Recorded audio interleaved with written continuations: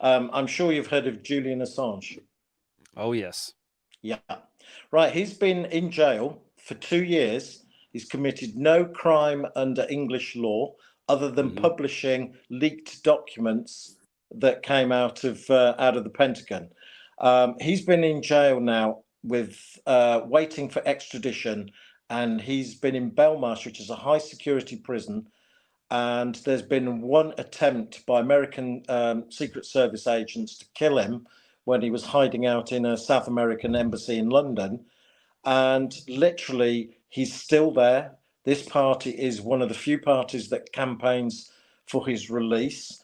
And literally, we don't believe that he will be extradited to the US, because the one thing you have got is due process in the States. So literally, if he ever does get put on a plane and put under put on trial, he's got the right to a defence.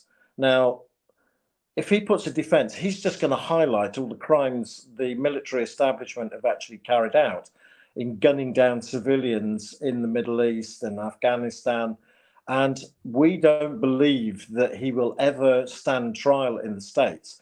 There are an awful lot of people who don't seem to actually survive going into security prisons in America, which is one of the things that you have got is cruel and unusual punishment.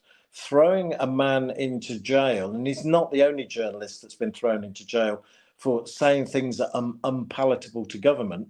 There is a Scottish journalist who had to serve 6 months because of some contempt of court that was completely ridiculous, because he never repeated anything when he was reporting on a court case, because a judge had ruled that this wasn't to be reported. He just posited various questions, and the government decided, well, that was tantamount to actually breaching a court order. So the end result was he just spent 6 months in jail. Now, that means that Britain has actually plummeted down the press freedom list. I think we're now number 17, which is really quite embarrassing, because of the Julian Assange case, due to the fact the Scottish journalist was locked up. So, we don't live like our colleagues in the Russian Libertarian Party for opposing the Ukraine war. They're just regularly picked up and locked up, and there's no due process there at all. We live in difficult times.